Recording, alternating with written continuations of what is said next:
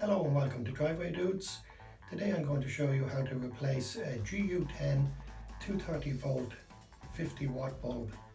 It's a bulb that's blown in my bathroom and I'll show you how it's done. This is the bulb here, and as you can see it's held on with a little ring, spring ring, and in order to get that off you just press one finger on the bulb itself and peel back the ring.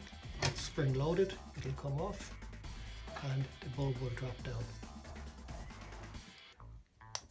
Now the GU10 is held in with two little tabs. As you can see, two prongs, and the replacement one is exactly the same. Just locate it into where it should be.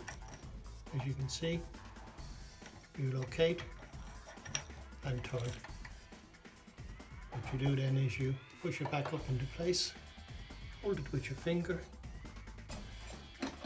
with the little ring. There's a slot in the holder, in the bulb holder, and it should just nicely pop into place. And there we go. Just can be a little bit awkward at times, but it seems to be in there now. And what we'll do then is we'll test it. Yes, working fine. Now, thanks for watching Driveway Dudes. Don't forget to like, share and subscribe.